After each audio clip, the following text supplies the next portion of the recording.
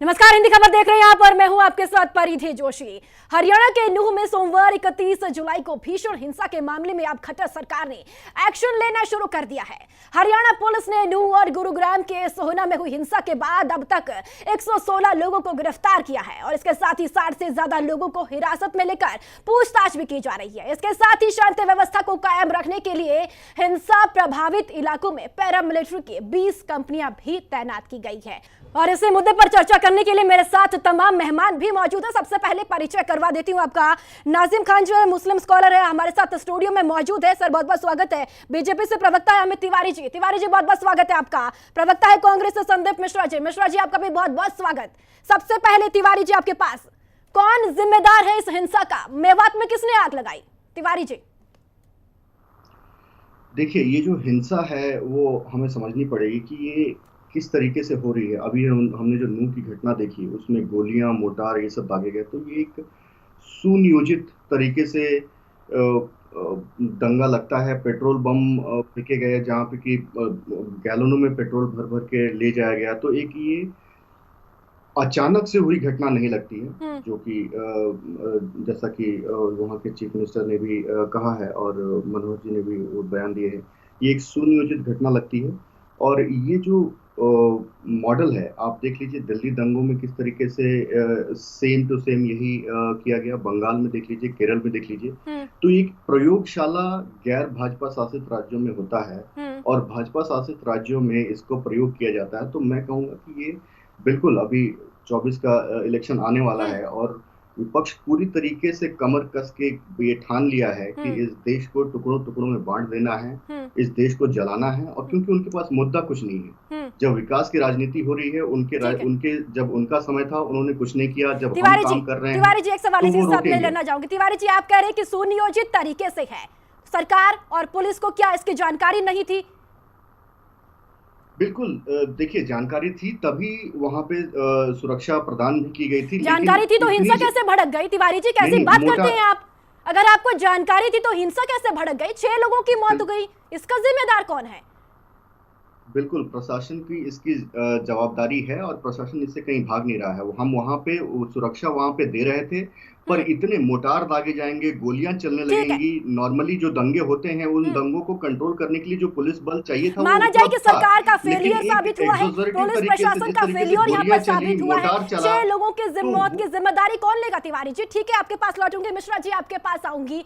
BJP की तरफ से कहा जा रहा है कि सुनियोजित तरीके से है, जानकारी थी लेकिन फिर भी हिंसा भड़क गई। साफ तौर पर आरोप विपक्ष पर भी लगाया जा रहा है कि जहां पर भी बीजेपी शासित सरकार है वहां पर उस तरह की घटनाएं आमतौर पर देखी जा रही है। मिश्रा जी देखिए, ये बड़ा दुखद है कि जिनके लाल गए, जिनके बेटे बेटी गए हैं, कांग्रेस पार्टी उन परिवारों के साथ सहानुभूति रखती है। ये दुखद समय है, ये राजनीति का समय नहीं। हम संवेदना के साथ इस परिवार के साथ खड़े हैं।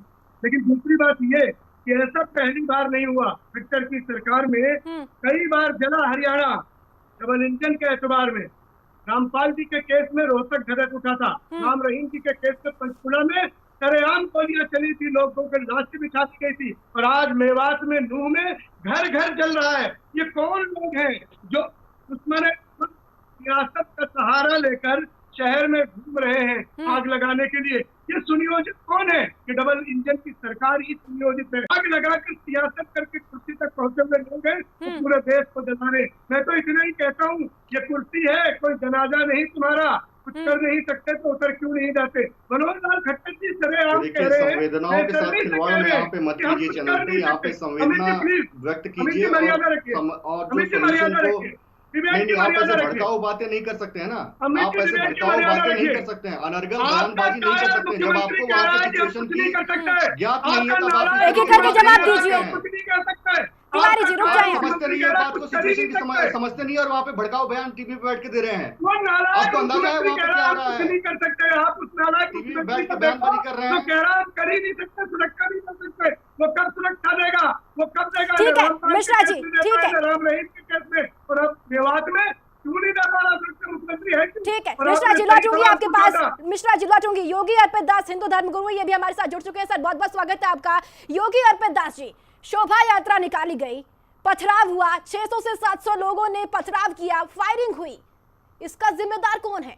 क्या ये भी सुनियोजित तरीके से साजिश के तौर पर किया गया है? क्या ये देखिए, निश्चित रूप से ये हमेशा से एक ये विशेष समुदाय के लोग, एक ये विशेष जो एक लोग हैं, इनका ये टारगेट रहता है कि हिंदुओं का कोई उत्सव नहीं होना चाहिए, हिंदुओं की कोई यात्रा नहीं निकलनी चाहिए। योगी जी, विशेष समुदाय कौन, किसकी बात कर रहे हैं आप? ये मुसलमानों की बात कर रहा हूँ मैं, मुस्लिमों की बात कर रहा हूँ। ये मुस्लिम समाज के लोगों का एक विशेष टारगेट रहता है, इनका एक टारगेट है, चाहे वो रामनवमी का जुलूस निकले। लेकिन योगी जी, इस बयान से तो आप एक इंसान की वजह से, कुछ लोगों की वजह से पूरी कौम को बदनाम कर रहे हैं ना। पूरी कौम तो नहीं होगी इस तरह से। पूरी कौम को नहीं, आप बताइए आज तक जितने भी दंगे हुए हों, चाहे जितने भी हिंदू धर्मों पर, हिंदू स्थानों पर जितने भी हमले हुए हों, उसमें मुस्लिम के अलावा कोई भी आज तक आपको क्या निकला, उसका जो जिम्मेदार निकला। और आप देख लीजिएगा इस पूरी घटना का जो मास्टरमाइंड निकलेगा वो उसी समुदाय का व्यक्ति निकलेगा, उसी समाज का व्यक्ति निकलेगा। बाद में ये लोग चिल्लाते हैं कि कहते हैं कि मुसलमान दंगाई क्यों है, मुसलमानों को ही क्यों टारगेट किया जाता है। अरे तुम्हारे यहाँ तो प्रशिक्षण ही इसी चीज का दिया जाता है कि केवल दंगा करने का काम दिया जाता है। ठीक है, ठीक है योगी जी, आपके सवालों का जवाब भी हम ले लेते हैं। नाजिम खान जी मुस्लिम स्कॉलर है हमारे साथ। नाजिम जी, सीधा आरोप मुस्लिम समुदाय पर लगाया जा रहा है। जिस तरीके से योगी जी की बातें आपने सुनी, उनके सवालों का जवाब दीजिए। देखिए, सबसे पहले तो मैं ये कहना चाहूँगा कि हरियाणा में जिस तरीके से घटना घटी वो बहुत ही दुखदायी है। अब उस घटना की हम कठोर शब्दों में निंदा करते हैं। और जिस तरीके से अभी योगी जी ने कहा कि एक मुस्लिम समुदाय को टारगेट करते हुए इन्होंने जो बात रखी है, इनकी मानसिक सोच का पता चलता है कि ये एक मानसिक रोग के वासी है। और दूसरी बात और मैं ये कहना चाहता हूँ कि कभी भी दंगाइयों का ना तो कोई धर्म होता है, ना कोई जात होती है, ना बिरादर होता। लेकिन अगर एक समुदाय को अगर टारगेट करके चलेंगे तो ये बहुत गलत है। और सुनिए, नहीं सुनिए, आप मेरी बात सुनिए, मैंने आपकी बात बड़ी विनम्रता से सुनी योगी जी। और दूसरी बात जो मैं काउंटर करूंगा, अमित जी को काउंटर करूंगा। अमित जी ने ये कहा कि इनके पता था कि वहां पर इस तरीके की घटना हो सकती है या इस तरीके का वहां पर दंगा हो सकता, तो इसका मतलब यह है कि उस दंगे की जब आपको भनक थी तो उसमें आप शामिल थे, आपकी सहानुभूति की वजह से ही वो इस तरीके का दंगा भड़का। नहीं, बात पूरी सुनिए सर। नहीं, बात आपने कही है तो मैं आपकी बात सुनिए सर, बात सुनिए। तो नहीं, बिना सबूत के नहीं, तो आपने कैसे कह दिया कि आपको पता है सर? आपने कैसे कह दिया कि हमें पता था कि वहां पर दंगा होगा? अगर आपको दंगा पता था तो आपने वहां प्रशासन को अलर्ट क्यों नहीं करा गया? आपने वहां पे अलग से मिलिट्री फोर्स क्यों नहीं ली गई? लेकिन जब वहां दंगा हो गया है उसके बाद आप ये कह रहे हैं, इस तरीके का बयान देना सर पूरे देश को शर्मसार करने वाली बात है। तो इस तरीके का बयान देकर आपने पल्ला नहीं झाड़ सकते सर। मैं एक चीज और कहना चाहूंगा, आज मणिपुर जल रहा, सुनिए तिवारी जी, मणिपुर जल रहा था, वहां पे भी आपने पल्ला झाड़ने की कोशिश करी गई। लेकिन ये हरियाणा है, हरियाणा दिल्ली से लगा हुआ है, राजधानी के बिल्कुल नजदीक है। और ये हमारे भाईचारे को खत्म करने वाला जो दंगा है उसके हम खिलाफ खड़े हुए। हम भारतवासी हिंदू मुस्लिम एकता भाईचारा को एक साथ लेकर चलने वाली बात करते हैं तिवारी जी। मगर आप अगर एक समुदाय के बारे में ये कहेंगे कि हमने बाद में हम जांच करेंगे, बुलडोजर चलवाएंगे, या खट्टर जी ये कहते हैं पहले आप अपनी नाकामी को खुद संभालिए। आपकी अपनी नाकामी थी, आपकी अपनी सरकार फेल हो चुकी थी। ठीक है, ठीक है तिवारी जी, सीधा आरोप बीजेपी सरकार पर। और एक चीज मैं और यहाँ पर कहना चाहूंगी तिवारी जी, मुख्यमंत्री मनोहर लाल जी कहते हैं कि 2.7 करोड़ की आबादी है, 60,000 जवान है, हर व्यक्ति की सुरक्षा पुलिस नहीं कर सकती है। फिर कौन सुरक्षा करेगा? आम नागरिक की सुरक्षा किसकी जिम्मेदारी है? फिर हर व्यक्ति की पुलिस जिम्मेदार सुरक्षा नहीं कर सकती है। बिल्कुल। देखिए, उन्होंने एक सामान्य सी बात कही कि हर घर तक पुलिस नहीं जा सकती है, हर घर में पुलिस मौजूद नहीं रह सकती है। हमें एक सोसाइटी के तौर पे, हमें एक समाज के तौर पे एक दूसरे के लिए खुद खड़े होना पड़ेगा।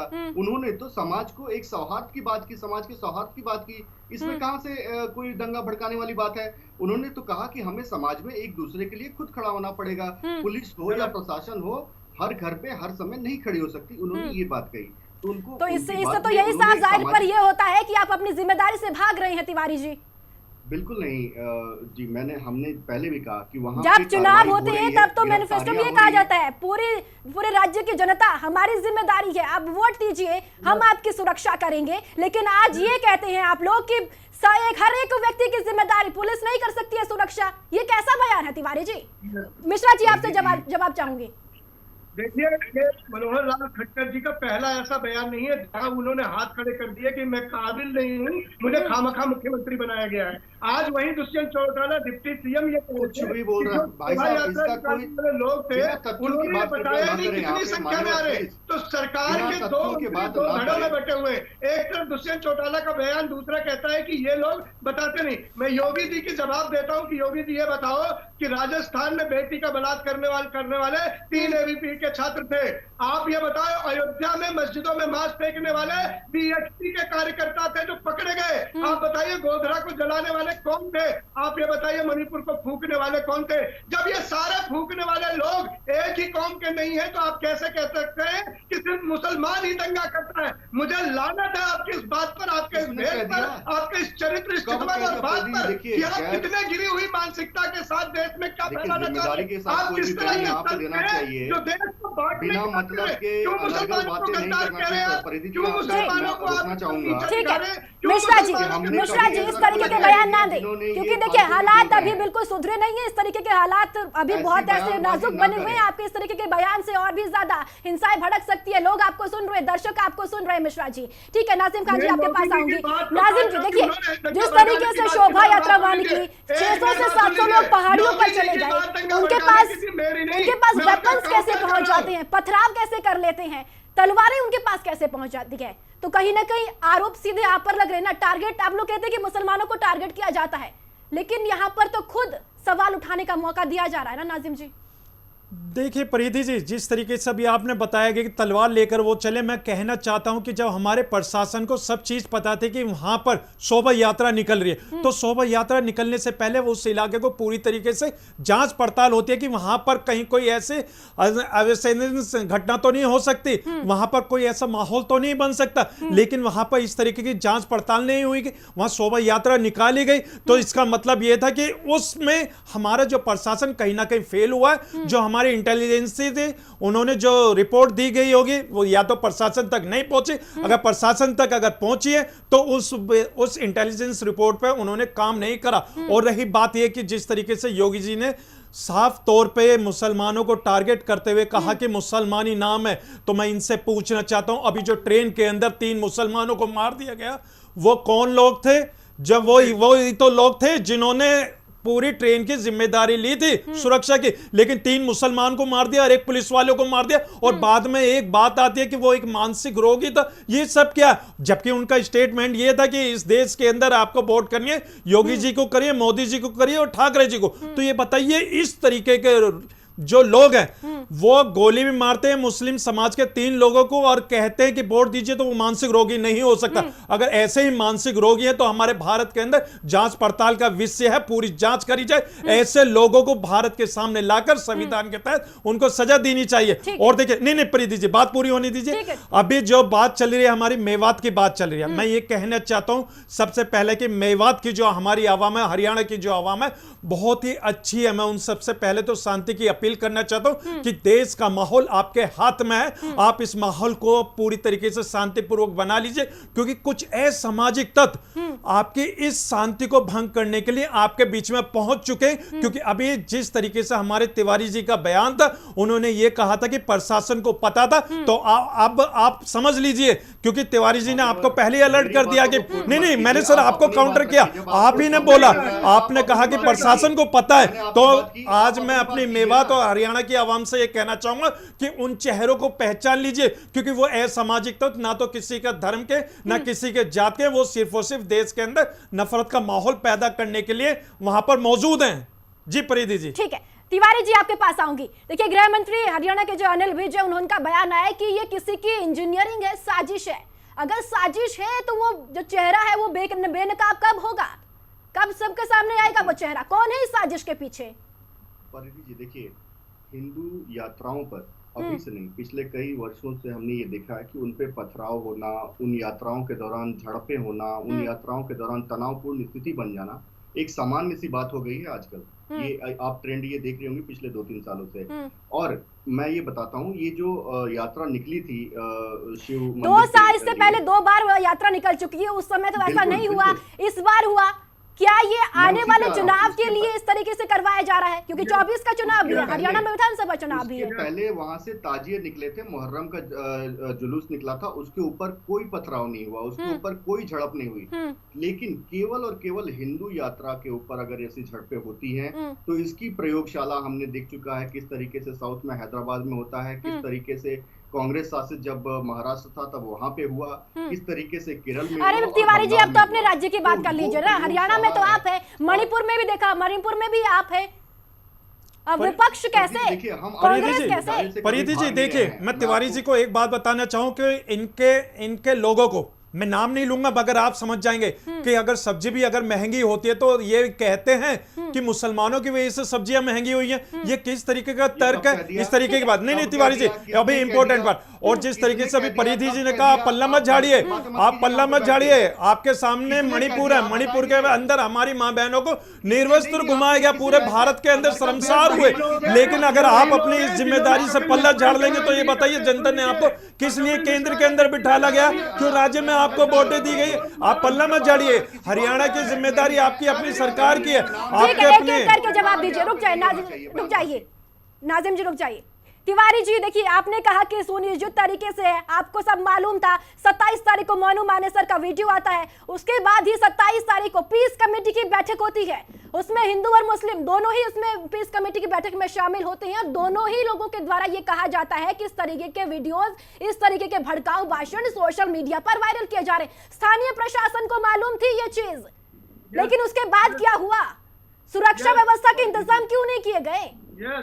ये बताइए ना। सवाल तो फिर आप पर भी उठता ना तिवारी जी, पल्ला झाड़ेंगे आप, ऐसा तो काम नहीं चलेगा ना। आपको जिम्मेदारी तय करनी होगी सरकार को। बिल्कुल परिधि जी, और विपक्ष से भी मेरा साफ निवेदन है कि भड़काऊ भाषण ना दे, क्योंकि हालात बेहद नाजुक है इस वक्त। हिंसा भड़काने का काम ये भाषण कर सकते हैं।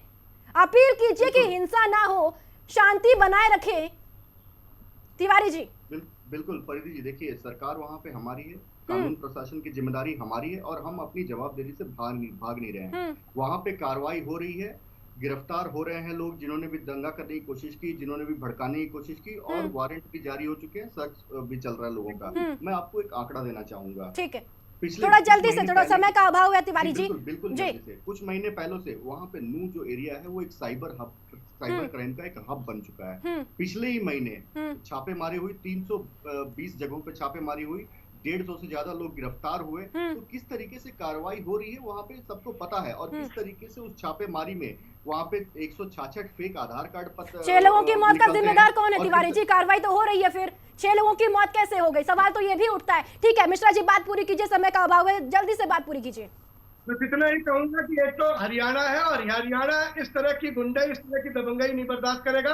मुझे भरोसा है हरियाणा वासियों पर कि अमन की राह पर लौटेंगे, अपने हरियाणा को नहीं जलने देंगे। लेकिन मैं इतना कहूंगा, अगर ये सियासत है तो सियासत पर लानत है, तथा खुद कानून बनाने वाले ही मुजरिम बने खड़े हैं। क्यों ऐसा कर रहे हैं? मैं कहता हूं कि ये जब भी दंगा होगा, दंगे के पीछे कहीं ना कहीं इन्हीं का हाथ निकलता है। ये साजिश करके ही बता देते हैं कि हमें तो पता था। आज इतनी लाचार मजबूर सरकार क्यों खड़ी है कि जिसे पहले से ही पता था कि ऐसा होने वाला है, लेकिन वो रोकथाम नहीं कर रहे। उन्होंने न राम रहीम के मामले में किया, न रामपाल के मामले में किया, न मेवात के मामले में किया, और फिर मनोहर लाल खट्टर बेशर्मी से कह देते हैं कि सुरक्षा देने लायक ही क्यों? तो भाई साहब आप हो क्यों? आप किस लिए चुने गए हो? आप पूरे हरियाणा के मुख्यमंत्री, आप सिर्फ हिंदू के मुख्यमंत्री या मुसलमान या सिख के मुख्यमंत्री नहीं हो। और आप चुन कर अगर इस तरह की बात करोगे तो चुनाव सामने है, हरियाणा बताने जा रहा है कि आप नाकाबिल हो, नकारा हो, निकम्मे हो, और आपको चुनने के लिए हरियाणा तैयार नहीं है। ठीक है योगी अर्पित दास जी, आपके पास आऊंगी कि ये इस हिंसा का जिम्मेदार कौन है? जिस तरीके से कहा जा रहा है कि साजिश है, लेकिन बात यही है कि आखिर साजिश के पीछे है कौन? दो धर्मों को बांटने की कोशिश जो लगातार की जा रही है, हिंदू मुस्लिम लगातार किया जा रहा है। देखिए ऐसा है, अभी हमारे एक साथी मिश्रा जी थे और वो इतनी तेज तेज चिल्ला के इस बात को बता रहे थे, मुझे ऐसे लग रहा था कि जैसे उनको बहुत दर्द हुआ, मैंने किसी एक समाज के लिए कह दिया। ठीक है, उनको बहुत ज्यादा दर्द हो गया, क्योंकि स्वाभाविक है उनको दर्द होना, क्योंकि ये लोग तो उन्हीं की राजनीति करते हैं, तुष्टीकरण की ही राजनीति करते हैं। मैं आपसे कहना चाहता हूँ, इसमें जो भी जिम्मेदार हों उन पर कार्रवाई उत्तर प्रदेश की तरह होना चाहिए कि ठीक है। उनकी रूह कांप जाए, पूरे देश के लोगों की रूह कांप जाए कि दंगा करने भारतीय मरेगा, योगी ठीक है, के सर धोखा चलिए देंगे। ठीक है आपकी योगी तरह अर्पित दास जी, ठीक है, के समय का सर अभाव है, अब धोखा। चर्चा को आगे नहीं ले जा पाऊंगी। नाजिम खान जी, आखिरी कमेंट आपसे चाहती हूँ। देखिए प्रीति जी, मैं सबसे पहले अपने देशवासियों से ये कहना चाहूंगा कि हमारा देश अमन पसंद है, तो शांति बनाए रखें। और देखिए जिस तरीके से बात अभी योगी जी बार बार एक बात कह रहे हैं, मैं इनको बता दूं, ये धर्मनिरपेक्ष देश है और इस देश के अंदर अमन व सुकून है। हरियाणा के आवाम से मैं ये कहना चाहूंगा शांति बनाए रखें, किसी भी अफवाह पर ध्यान न दें। ये मेवात और ये हरियाणा आपका है और हम सबका ठीक है, शांति बनाए रखें। चलिए ठीक है, बहुत बहुत शुक्रिया सभी मेहमानों का। और इसी के साथ इस खास कार्यक्रम में इतना ही, दीजिए इजाजत, नमस्कार।